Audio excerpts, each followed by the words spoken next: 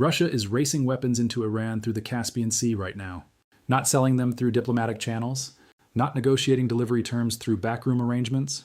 Racing? The specific word the New York Times used in the bombshell report that broke yesterday, a word that carries within it the urgency of an institution that understands it is working against a closing window and that whatever it moves into Iran must be there before that window shuts permanently. Drones, missile parts, anti-aircraft defense components, moving south through the Caspian Sea from Russian territory to Iranian ports, bypassing every enforcement architecture that the American sanctions regime and the naval blockade have constructed around the Gulf of Oman and the Arabian Sea, using the one geographic corridor that American naval forces operating in the Persian Gulf simply cannot physically interdict. The Caspian Sea is landlocked. It borders Russia to the north and Iran to the south. Ships on the Caspian cannot be stopped by the USS Abraham Lincoln or the George H.W. Bush or the Gerald R. Ford. They cannot be boarded by the Marines whose VBSS teams have been conducting enforcement operations throughout this conflict. They cannot be redirected by the 70-plus vessels that CENTCOM has turned back from Iranian ports. The Caspian is a gap in the enforcement architecture, a geographic reality of the operational theater that Russia has now decided to exploit at the maximum urgency that racing implies. This should not surprise anyone who has been watching Russia's behavior throughout this conflict from the beginning. Before the war began, Russian attack helicopters were transferred to Iran. They were used against Iranian civilians during the protest movements. People were killed in the streets by helicopters that Russia provided. When the conflict started, Russian planes entered Iranian airspace under the cover of humanitarian aid declarations. The specific cargo aboard those planes, the actual content that flew into Iran wearing the humanitarian label, the intelligence assessment points clearly toward shoulder-fired man-portable air defense systems. Manpads. Heat-seeking missiles that one person can carry, conceal under a bed, deploy from a street corner, fire at low-flying aircraft without generating the radar signature that the integrated air defense architecture that American strike packages spend their opening hours suppressing would produce. The F-15E Strike Eagle that was lost during this conflict, the specific engagement geometry that produced the loss, the intelligence community's assessment of the weapon system responsible. It was not an Iranian integrated air defense system that brought down that aircraft. It was a Russian-provided manpad operated by a single person at a location that was not on the American CD targeting list because it was not a system with a radar signature. It was a person with a tube and a guidance package and a heat-seeking warhead that Russia provided under humanitarian cover and that cost an American crew their lives. That crew represents the specific human cost of Russia's weapons transfers into Iran under diplomatic cover. And now, the morning of May 10, 2026, Russia is racing more of exactly the same through the Caspian Sea during a ceasefire that both sides are simultaneously claiming to uphold while engaging in scattered clashes across the strait and striking ground targets throughout the operational theater. The 8 unmarked white aircraft spotted over Zanjan 2 days ago are considerably more analytically coherent in the light of the New York Times reporting.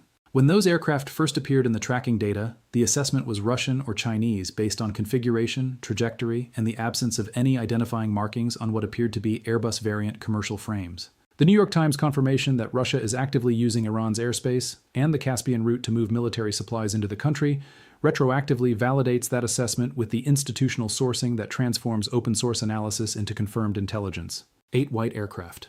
No markings over the province where the Zanjan explosion killed 14 members of the IRGC's VIP protection unit with insider-provided coordinates.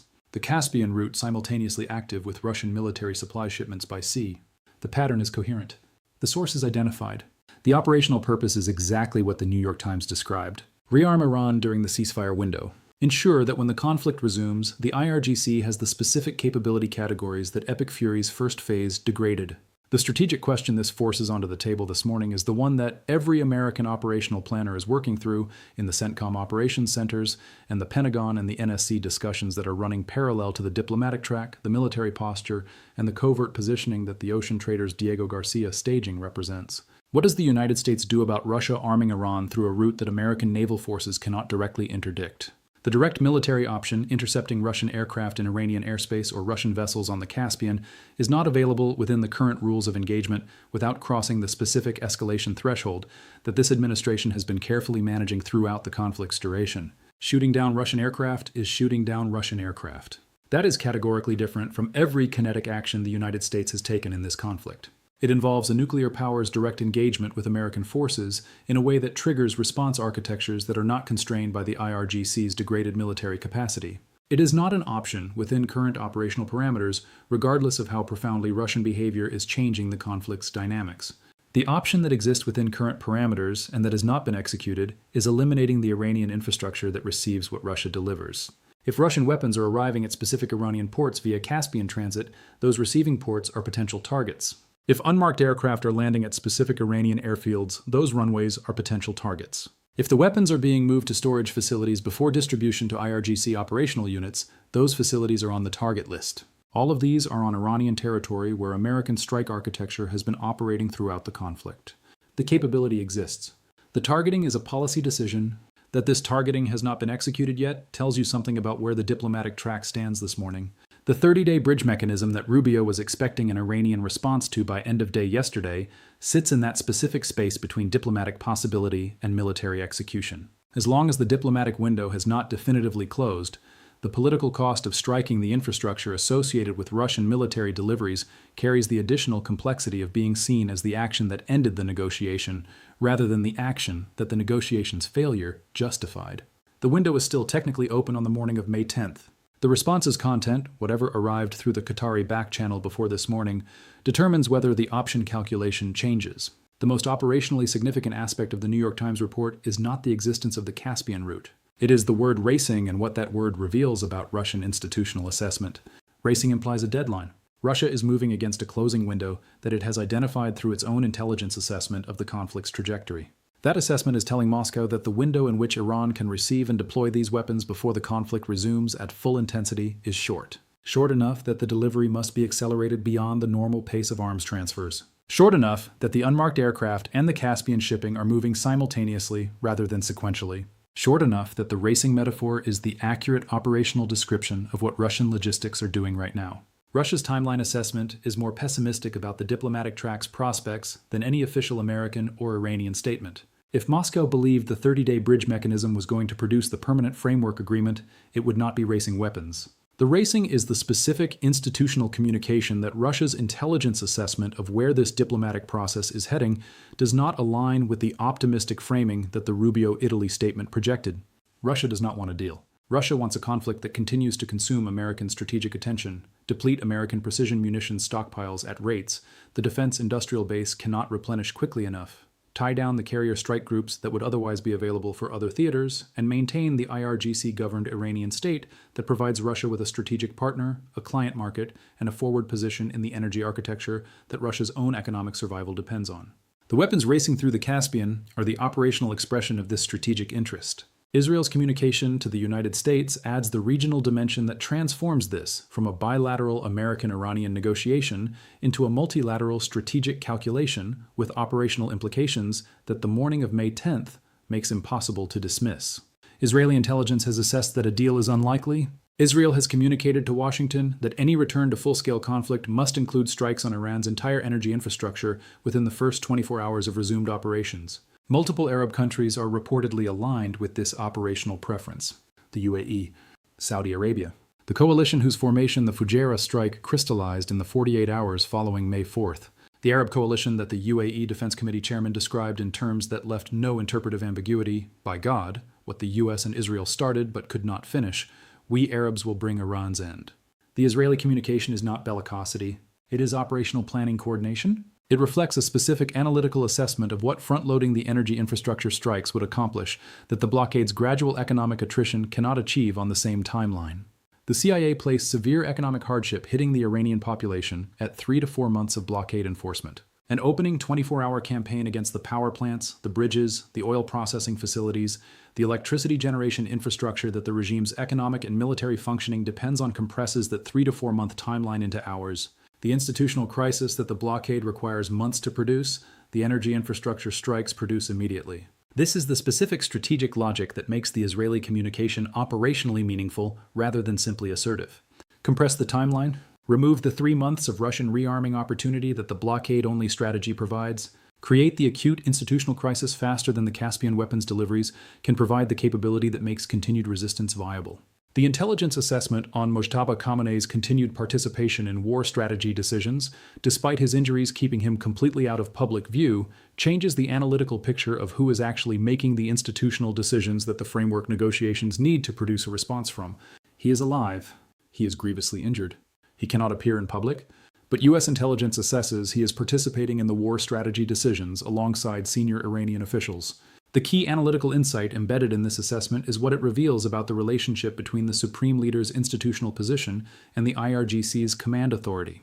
Khamenei in his current state is not an independent strategic actor whose personal judgment is competing with the IRGC's institutional interests. He is the constitutional legitimacy mechanism through which the IRGC's decisions are authorized within the Vilayat-e-Faqih governance framework. The IRGC is in total control. The Supreme Leader's office is the institutional apparatus through which that control is legitimized.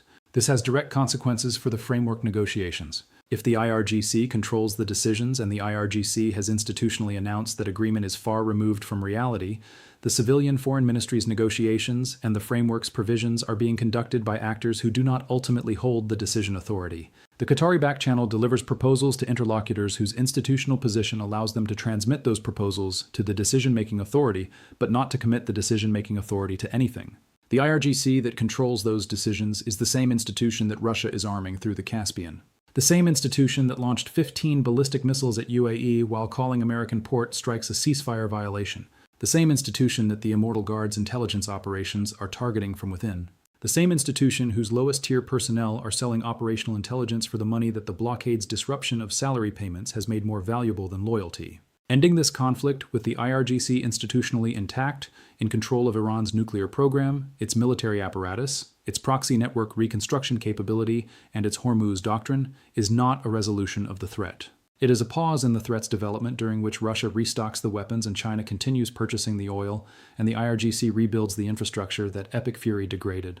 The threat returns, better informed by the first conflict's lessons, and institutionally committed to ensuring the second conflict produces a different outcome. The aircraft movements visible in public tracking data this morning confirm that American operational readiness has not been reduced by the diplomatic discussions surrounding the bridge mechanism proposal.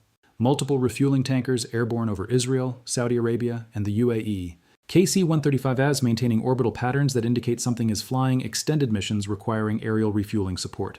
Early warning aircraft providing the airborne battle management coverage that integrated multi-platform operations require. The E-3 Sentry architecture that makes the coordinated simultaneous employment of carrier aviation, land-based strike aircraft, special operations support platforms, and electronic warfare aircraft into a coherent network rather than a collection of individual missions. Command and control aircraft. Intelligence collection platforms configured as private jets maintaining the operational security that overt military reconnaissance cannot provide in the current diplomatic environment. A refueling tanker circling in the Persian Gulf near the Strait of Hormuz is not an administrative flight. It is evidence of fighter jets on extended patrol or strike missions that require fuel to maintain their station time. Jet activity over Baghdad throughout the day. The F-16, with a full weapons loadout photographed and released with the specific official caption that U.S. forces across the region remain mission ready. Not stood down. Not in reduced readiness while diplomacy is attempted. Mission ready. Full weapons loadout. Released deliberately so that the caption reaches every intelligence service and every IRGC planning cell that is monitoring the American operational posture while calculating whether the bridge mechanism's terms are worse than the alternative. 0 commercial ships moved through the Strait of Hormuz in the 24 hours ending this morning. Not one. The waterway through which 20% of the world's oil moves on a normal day is producing 0 commercial transit as of May 10th. Every commercial shipping operator in the region has made the same rational calculation. The cost of attempting the transit is the consequence that the FA-18 has demonstrated it can deliver to any smokestack in any tanker in the Gulf of Oman. The Sea Star 3 and the Sevda are sitting disabled. The Hansna is sitting disabled. 57 vessels have been turned back. 4 have been disabled. The message has been received by every commercial operator in the region. 0 ships through the strait confirms the message's reception. The UK deploying a warship to the Middle East ahead of potential operations in the Strait of Hormuz is the NATO solidification that follows the French Charles de Gaulle's transit through the Suez Canal toward the Red Sea. The specific British hesitation rooted in financial exposure to Brent crude arbitrage and the specific commercial relationships between British institutions and Iranian oil markets appears to be resolving in the direction that the coalition's operational weight has been pulling. Britain is sending a warship. Not a diplomatic statement, not a letter of concern to the UN Security Council. A warship, the physical expression of a decision that protecting freedom of navigation in international waters serves British interests more directly than the financial relationships that Iranian oil markets provided. NATO is assembling around the operational theater, with the specific deliberateness of an alliance whose members are making individual calculations that are converging toward the same operational conclusion. Trump's Project Freedom Plus statement from yesterday is the specific policy signal that requires careful analytical attention on the morning of May 10th, because it defines what the American alternative to a deal looks like in terms that the IRGC can use to model the operational consequences of refusal. Project Freedom was the original convoy escort operation. It opened the strait to neutral commercial shipping under American military protection. It was paused at Pakistan's request during the diplomatic window. Its resumption was implied as the consequence of a failed diplomatic track. Project Freedom Plus is the deliberately ambiguous expansion of that concept, an operational frame that implies greater scope, greater intensity, and greater consequences than the original operation without specifying the operational elements that Plus adds. The ambiguity is deliberate and strategic. The IRGC's planning cells must calculate what Plus means without knowing its specific operational content. Is Plus the full energy infrastructure target set that Israel and the Arab coalition have communicated must be addressed in the first 24 hours of resumed operations? Is it the ocean traders' Tier 1 operators executing the direct action retrieval of the highly enriched uranium that Trump described without qualification as something the United States is going to get? Is it the expanded carrier strike group operations with Saudi basing access and NATO warship participation? Is it all of these simultaneously? The IRGC cannot answer this question from available intelligence. The transponder dark American aircraft whose movements cannot be tracked, the ocean trader at Diego Garcia whose operational purpose has not been officially acknowledged, the wild weasel sorties that are cataloging the reconstituted Iranian air defense sites whose destruction would precede any expanded strike campaign, and the ambiguous Plus that gives no specific operational definition to the worst-case scenario the IRGC is planning against, all of these create the specific uncertainty that the pressure strategy is designed to make operationally paralyzing. Russia's answer to this uncertainty is the weapons racing through the Caspian. Give Iran enough capability that the IRGC's calculation about Plus's operational consequences produces a number that feels survivable. Enough manpads that Plus's strike aircraft face asymmetric point threats that cannot be fully suppressed by said operations.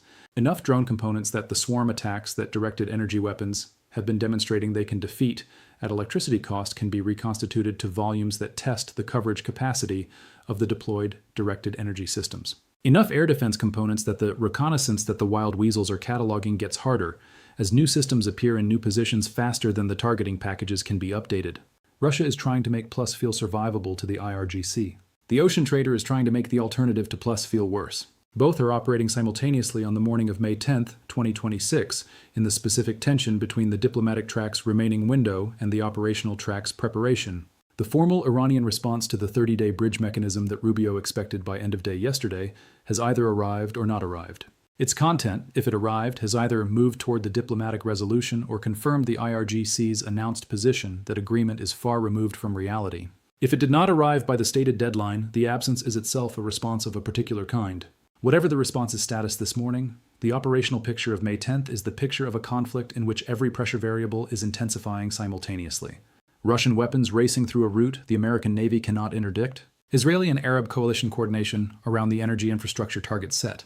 Mojtaba Khamenei providing institutional legitimacy to IRGC decisions from an undisclosed location while being assessed as grievously injured and out of public view. 0 ships through the strait.